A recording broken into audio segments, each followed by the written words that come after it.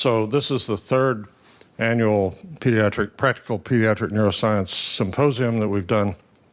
And the effort here is to provide a bit of community outreach in our effort to create a partnership with the physicians in Central Texas. And so today's program is, it's quite exciting, I think. There's neuroscience is very fast moving these days, lots of new developments.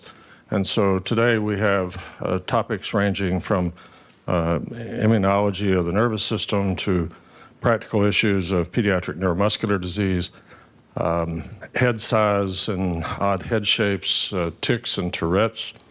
And as Dr. Keith said, several of these speakers are new to us and to the community, so this is a way of introducing. And then this afternoon we have a cluster of talks, all of which are related directly or indirectly to the broader topic of pediatric headache. So Dr. Pavitt kicks it off with a talk on pediatric headache, and then we've got input from our headache clinic psychologist, from one of our neuro-ophthalmologists on pseudotumor, and there's another one. Sorry.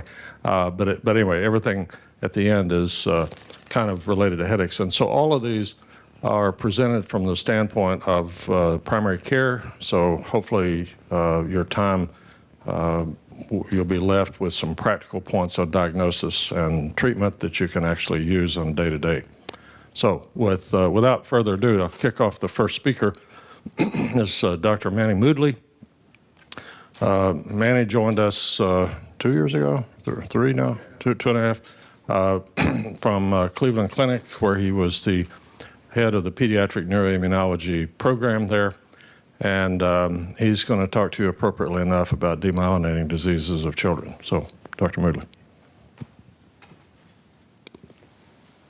Good morning, everyone, and thank you for attending so early this morning.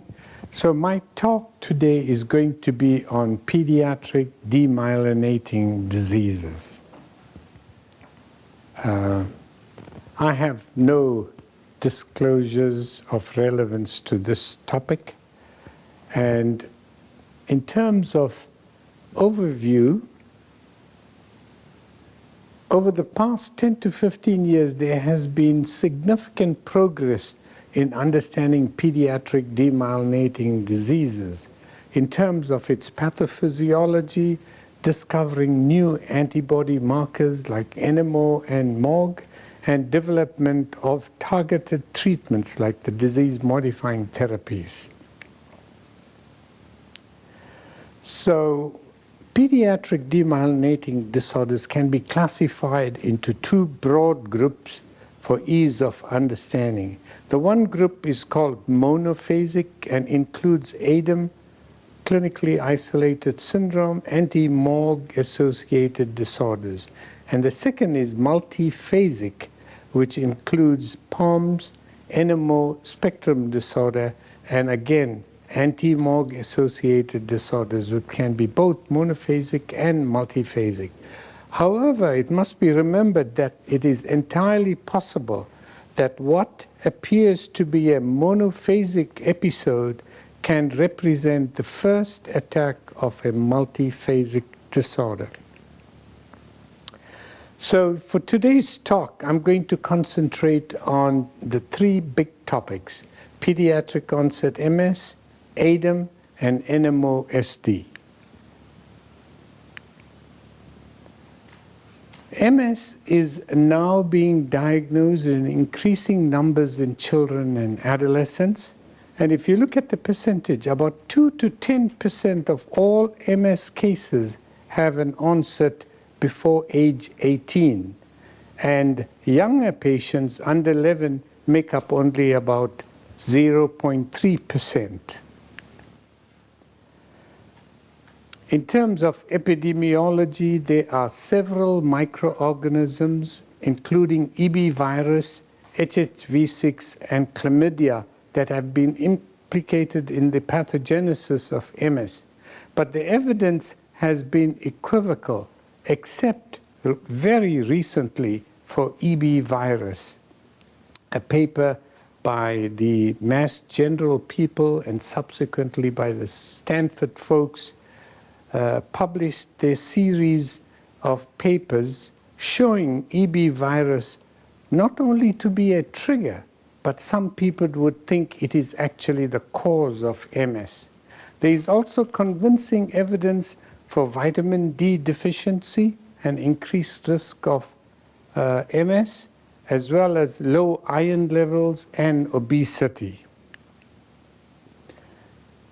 In PEDS patients who are less than 10 years of age, the female is to male ratio is 1:1, and in those more than 10 years of age, the ratio tilts towards more females than males.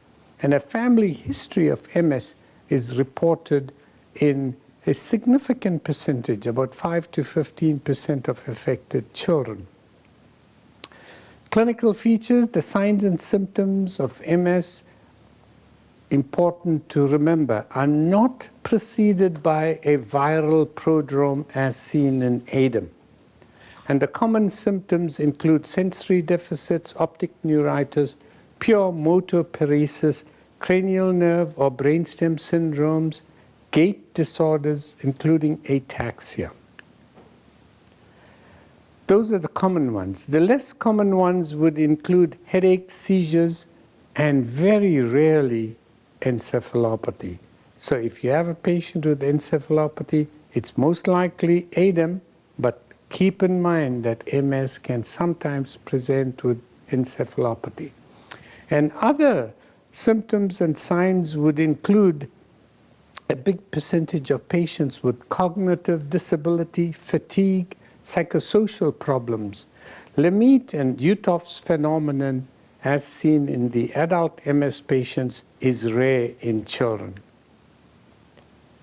What about disease course and outcome? Over 95 to 99% of POMS patients are relapsing, remitting type of MS. A primary progressive course is rare. It's about 2.3 to 7% compared to 20 to 30% reported in the adult population. And up to 60% of pediatric onset MS patients relapse during the first year, much higher than in the adult onset MS population. In terms of diagnosis, there is no single pathognomonic test or a clinical feature for the diagnosis of MS. So misdiagnosis is often common. And in adults and children, think of NMO spectrum disorder, because in any patient being evaluated for MS, you must exclude NMOSD because the treatment of these two conditions are different. And also in children, differentiation from ADEM can be challenging. And the diagnosis of MS relies on a number of features, clinical features, imaging, and lab findings. Blood, MRI, CSF, dilated eye exam. And we look at blood tests. The classic features on blood tests that we look for are vitamin D, EB virus titers, iron levels. We always perform aquaporin 4 and anti-MOG antibodies to rule out NMO and anti-MOG demyelinating disorders, respectively. What about imaging? MRI brain. We usually would include MRI brain and cervical spine, with and without contrast. Occasionally, if there is features of optic neuritis, we would add the orbits and thoracic spine. What about CSF? CSF is important for two main reasons. Intrathecal antibody synthesis, so we're looking for elevated IgG index, and in my series of patients at the Cleveland Clinic, 77% of them had that feature. Secondly, oligoclonal bands. And in my series, 72% of the patients had that, whereas in adult patients, the percentage is more than 95%. So if you have 2 or more CSF-specific oligoclonal bands, that indicates there has been intrathecal antibody synthesis. In adults with clinically isolated syndrome, CSF oligoclonal bands are independent predictors of a second attack. So that's important. Keep that in mind. So if you have CSF and it shows elevated protein more than 100, pleocytosis more than 50, presence of atypical cells, that suggests another diagnosis besides MS. Let's go a little about McDonald criteria definitions, which you would see in your reading. We use 2 phenomena here: dissemination in space and dissemination in time. What does dissemination in space mean? The development of T2 hyperintense lesions in distinct anatomical locations within the CNS. And these locations are juxtacortical, periventricular, infratentorial, and spinal cord. In the 2017 revised McDonald's criteria, they added cortical lesions as well. Dissemination in time, the development or appearance of new CNS lesions over time. That's what it means. And if you have simultaneous presence of GAD enhancing and GAD non-enhancing lesions in any time in the same picture, that satisfies the criteria for dissemination in time, because one is enhancing, one is not. The 2017 McDonald's criteria also emphasized the contribution of CSF analysis. And in individuals with just one attack, if you have oligoclonal bands in the CSF, that can substitute for demonstration of dissemination in time. So oligoclonal bands satisfies dissemination in time. Here's a FLAIR image showing classic picture of MS. You see periventricular lesions, you see deep white matter lesions, subcortical lesions. And on my right, you see a sagittal FLAIR, which shows lesions that are all over the corpus callosum, and some of them are finger-like projections from the corpus callosum into the deep white matter. And these are called Dawson fingers, and they're classic for MS. Okay, what about dilated eye exam and OCT? These two are very important investigations for pediatric demyelinating disease. Now, optical coherence tomography is a non-invasive imaging tool, and it uses light waves to take cross-section pictures of the retina, and it helps to diagnose optic neuritis secondary to MS and NMO. MS and NMO OCT is very important. Optic neuritis in NMO typically results in more severe retinal nerve fiber layer and ganglion cell lining thinning than MS. So people who use this often can actually tell you this OCT is that of NMO spectrum disorder and this is MS. So important to include this in your diagnostic armamentarium. What about differential diagnosis of MS? Other inflammatory demyelinating conditions, infectious diseases, collagen vascular disease, genetic metabolic disorders important in pediatric patients, and mitochondrial disorders. Vascular disorders like moyamoya, CADASIL, and vasculitis, neoplastic, especially lymphoma, and astrocytoma, and miscellaneous conditions like thyroid, B12, folate, neurosarcoidosis. What about treatment? Treatment is divided into two groups: acute treatment and maintenance treatment. Acute treatment for MS includes IV methylprednisolone, 30 milligrams per kg per day for 5 days, with a maximum of 1 gram per day, followed by a slow taper over 2 to 4 weeks. If there is poor response to steroids, we transition immediately to IVIG, plasmapheresis, or the new agent rituximab.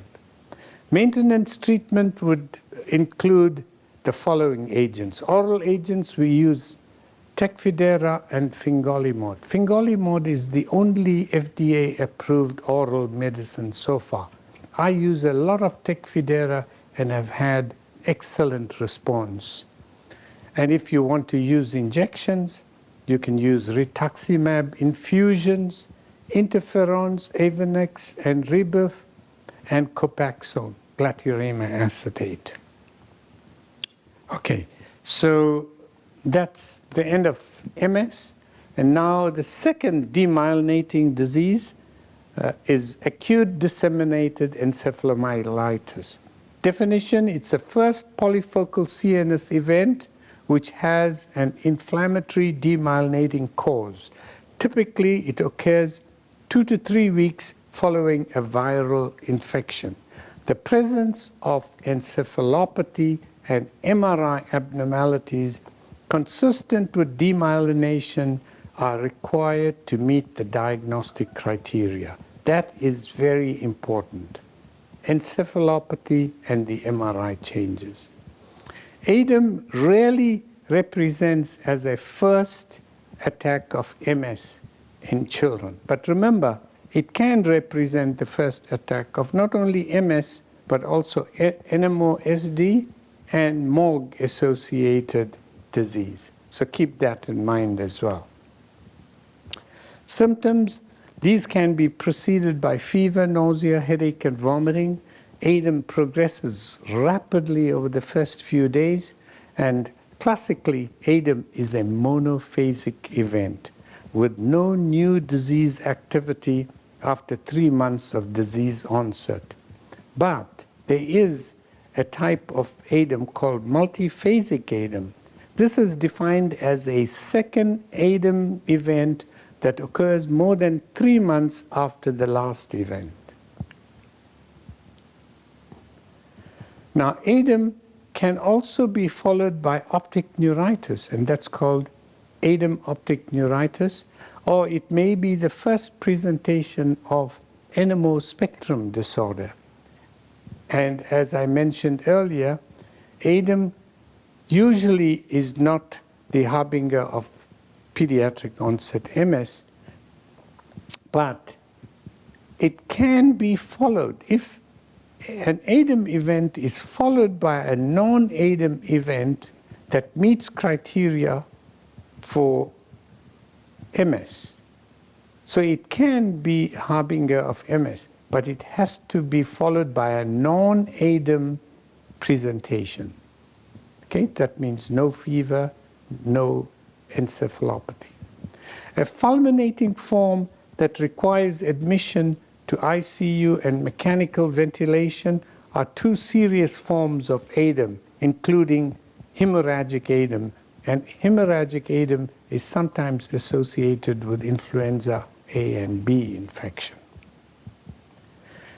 Laboratory testing, hematological biochemical tests as noted there, including anti-aquaporin 4 and anti-MOG antibodies. And then look at the CSF for white cell count, look for oligoclonal bands, and look for IgG index. Always look for autoimmune encephalitis as well in patients with ADEM. Neuroimaging, here's a classic image of ADEM showing lesions in the cortex, deep white matter, and in the subcortical white matter, and they are asymmetric lesions as well. Remember, spinal cord involvement is seen in 30% of patients of ADEM, and contrast-enhancing lesions are also seen in about 30% of patients. Here's another patient, 60-year-old child who presented with fever, headache, nausea, and gait ataxia. And on MRI, you see on my right, the sagittal image showing lesions in the midbrain, pons, and the medulla. And 5 days after steroid, IV methylprednisolone sessions, the lesion has almost disappeared with just a residual lesion in the midbrain.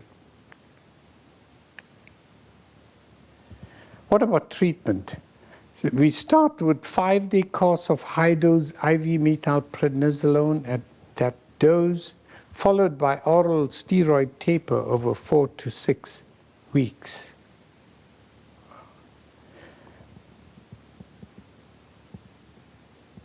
The dose for the taper is 1 milligram per kilogram per day, and then we half the dose every 5 days. In refractory cases, we may immediately transition to IVIG or plasma exchange. What about outcome? Typically, neurologic improvement occurs within days of initiating steroid treatment, and recovery from an ordinary ADEM attack is back to baseline in a few weeks. Rarely, some children develop multiphasic disease, which can lead to multiple sclerosis, NMO spectrum disorder, or anti-MOG associated demyelinating disease. Okay. This is my last talk. It shouldn't take too long. The NMO spectrum disorder.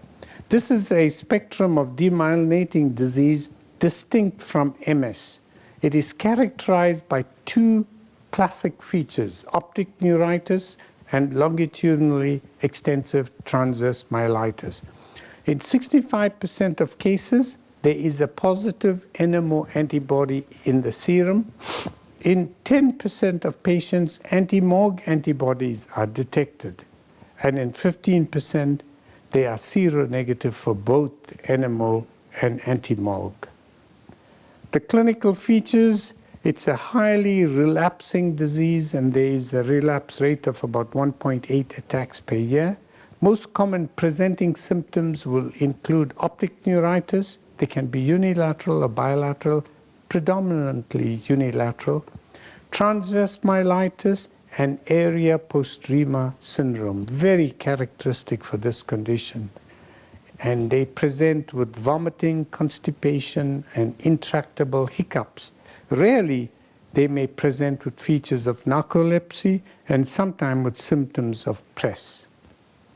And laboratory testing like ADEM, hematological biochemical testing, including anti-MOG and aquaporin 4, CSF, including IgG index and oligoclonal bands.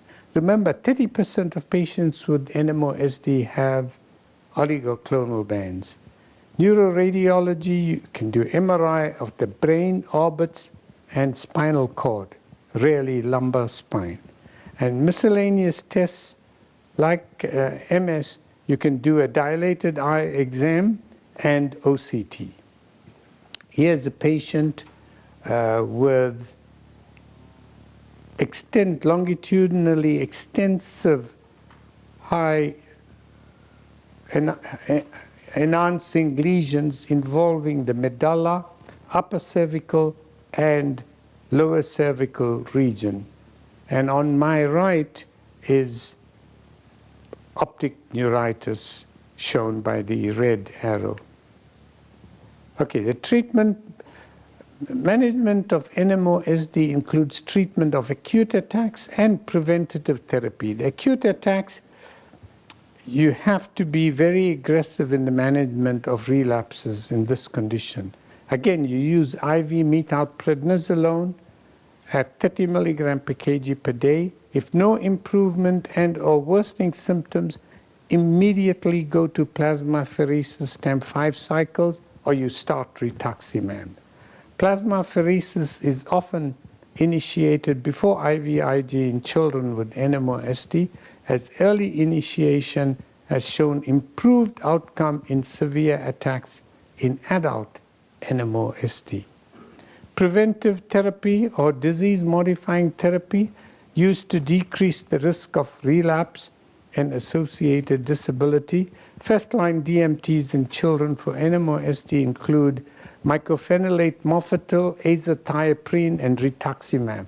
These are the three classic preventive medications for this condition. I thought this is going to be important for people that are taking care of patients with NMOSD. What medications to avoid? Because if you don't, you can make the condition worse. Interferons, glatiramer acetate or Copaxone, dimethyl fumarate, Tecfidera, and alemtuzumab and natalizumab. These are all agents that can make NMOSD worse, so don't use these in patients with NMO. Now, my last slide, take-home points. 1, the signs and symptoms of MS are not preceded by a viral prodrome. That is ADEM. Encephalopathy is a required symptom for the diagnosis of ADEM. Thirdly, all patients being investigated for demyelinating diseases must have an aquaporin 4 and anti-MOG antibody testing. NMOSD must be considered in all patients being investigated for pediatric onset MS, as their treatments are different. Okay? And remember, medications to be avoided in NMOSD. I'll stop there. Thank you.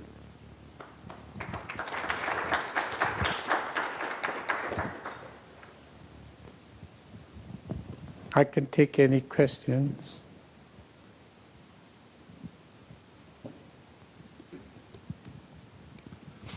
So with many immune disorders in adults, there's a corresponding neonatal syndrome. You know, like if you have a 25-year-old woman during pregnancy who has an immune disorder, do you see babies with symptoms when their mother has things like this?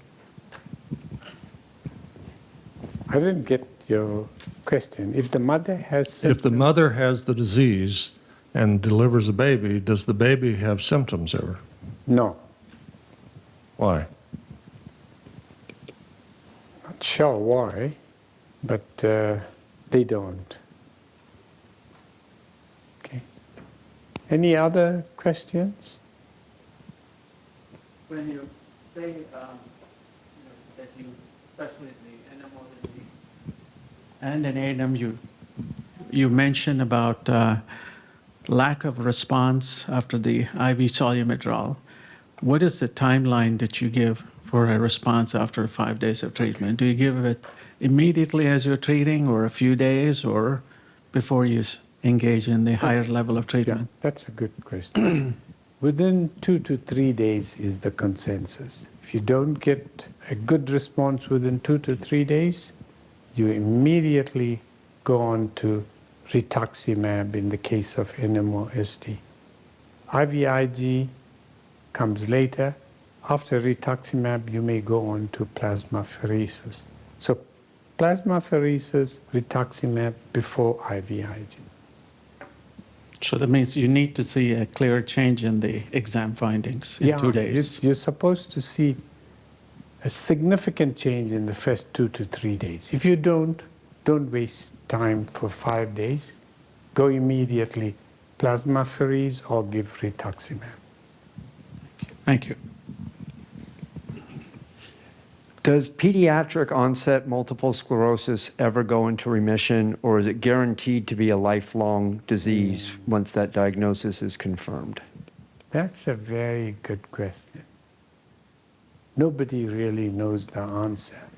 But I've been reading about burnt out cases of MS, and I did have such a case at the Cleveland Clinic where the patient had MS on treatment for several years, must have been about 6 or 7 years, and thereafter didn't need any more treatment because the subsequent MRIs were burnt out. No new lesions for several years.